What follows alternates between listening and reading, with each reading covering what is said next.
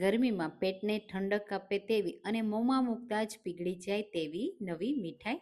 Hello friends, હું છું શીતલ. તમારું સ્વાગત છે મારા કિચનમાં. આજે આપણે બનાવીશું જુવારના લોટની એકદમ સુપર સોફ્ટ, સુપર ટેસ્ટી અને બનાવી એકદમ સિમ્પલ માવા વગર કોઈ પણ ખર્ચા વગરની મોંમાં મૂકતા જ પીગળી જાય તેવી દાણેદાર મીઠાઈ કે બરફી. આવી બરફી બધાને પસંદ આવશે, તો ચાલો બનાવીએ. એના માટે આપણે એક પેન લેશું, એમાં લેશું 1 કપ રેગ્યુલર જુવારનો લોટ. તો તમે બજારથી પણ લાવો અને ઘરે પણ દળાવીને લઈ શકો છો. આ રીતે 1 વાટકી લોટ અને સાથે 1 વાટકી બેસન. મેં અહીંયા બંનેનું માપ સરખું રાખ્યું છે. તમે 1.5 વાટકી જુવારનો લોટ, અડધી વાટકી બેસન પણ લઈ શકો અને એકલા જુવારના લોટમાંથી પણ બનાવી શકો છો. હવે બંને લોટને આપણે પહેલાં થોડા ડ્રાય રોસ્ટ કરી લેવાના છે, એટલે જ્યારે આપણે ઘી સાથે શેકીએ ને ત્યારે ઓછા ઘીમાં પણ તૈયાર થઈ જાય અને લોટ પણ કાચો ના રહે. તો 2 ફાયદા થાય અને ઝડપથી શેકાઈ પણ જાય. અને આ મીઠાઈને ઝડપથી કૂક કરવા માટે આ પ્રોસેસ તમે જરૂરથી કરજો. તો તમે ગરમીઓમાં જુવારના લોટમાંથી કઈ કઈ મીઠાઈ બનાવો છો અને મને કમેન્ટમાં ચોક્કસથી કહેજો. તમને મારી મીઠાઈની રેસીપી કેવી લાગે છે એ મને કમેન્ટમાં પણ કહેજો, અને મારી રેસીપી તમે કઈ જગ્યાએથી જુઓ છો એ મને જરૂરથી કહેજો. હવે અહીંયા તમે જુઓ, જેમ જેમ આપણે લોટને મિક્સ કરતા જશું એમ લોટ સરસ એવો શેકાતો જશે, એકદમ લાઇટ થતો જશે, હળવો થતો જશે અને એનો કલર પણ ચેન્જ થતો જશે. તો હલકો કલર ચેન્જ થઈ જાય, લોટ બિલકુલ કાચો ના રહે ને ત્યાં સુધી શેકવાનો છે.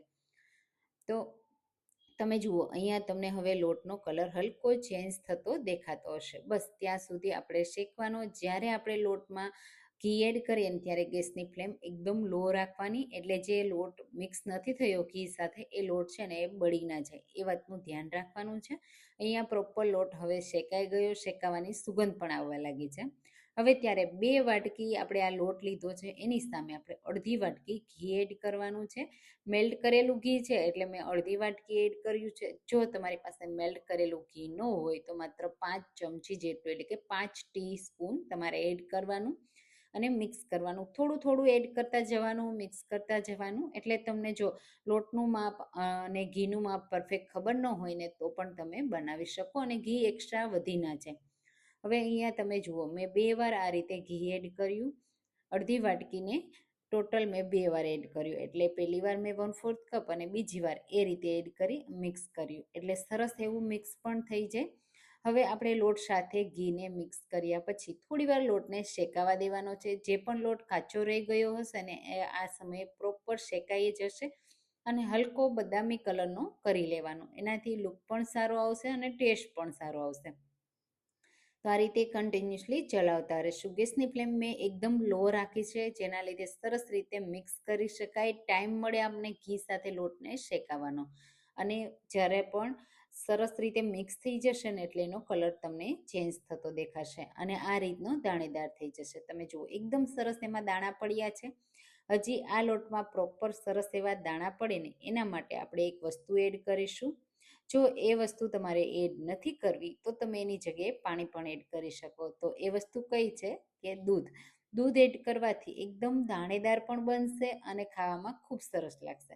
તો અહીંયા માત્ર 1/4 કપ, એટલે કે 3 થી 4 ચમચી જેટલું દૂધ એડ કરવાનું છે. એકસાથે પણ એડ કરી શકો છો અને થોડું થોડું પણ એડ કરી શકો છો. એકસાથે એડ કરો તો મિક્સ કરતી વખતે થોડી સ્પીડ રાખવાની છે અને ફરીથી એકદમ દાણેદાર થઈ જાય, સુકાઈ જાય દૂધ, બધું બળી જાય અને આ જે મીઠાઈનું મિક્સર છે ને એકદમ સરસ છૂટું છૂટું થઈ જાય ને ત્યાં સુધી મિક્સ કરવાનું છે. તો થોડી સ્પીડ રાખીને મિક્સ કરવાનું, એટલે સરસ એવું મિક્સ થઈ જશે અને દૂધ પણ બધું બળી જશે.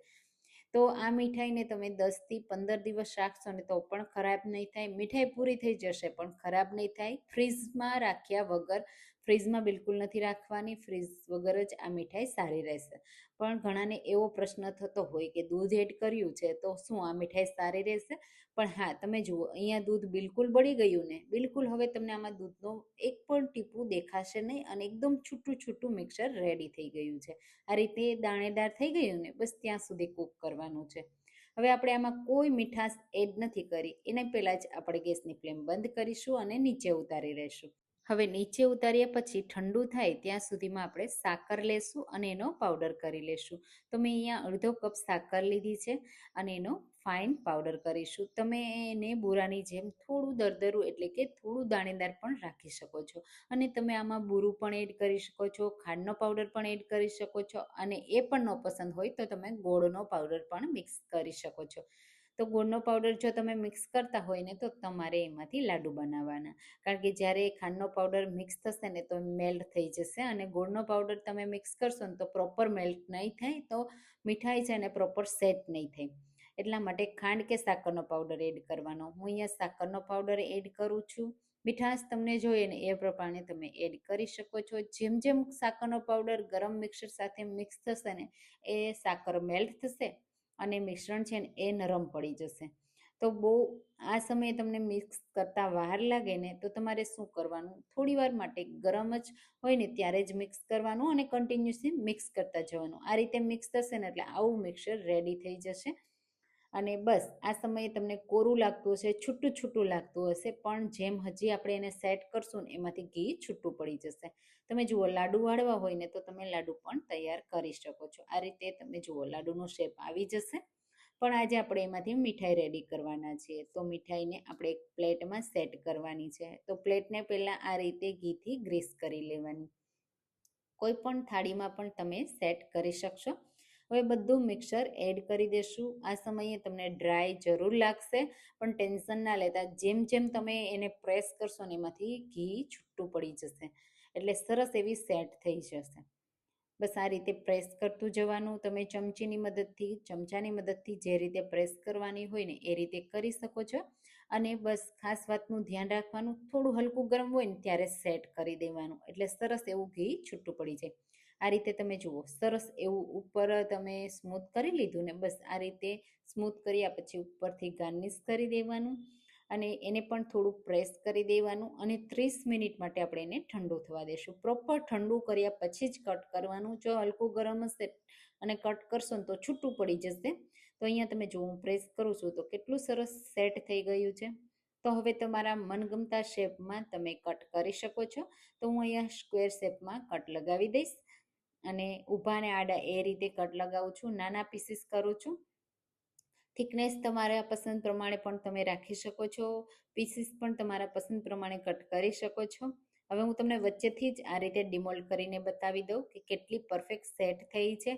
મોહનથાળને પણ ભૂલાવી દેશે તેવી આવી જુવારની મીઠાઈ એકવાર જો ટ્રાય કરી લીધી ને તો ચોક્કસથી તમને બધાને બહુ પસંદ આવશે અને વારંવાર બનાવશો. તમે જુઓ કેટલી સોફ્ટ છે. તો આ રેસીપી ટ્રાય કરજો. કમેન્ટમાં કહેજો કે રેસીપી કેવી લાગી. રેસીપી પસંદ આવી હોય તો લાઈક કરજો, શેર કરજો, અને મારી ચેનલને સબસ્ક્રાઈબ કરજો. Thank you for watching.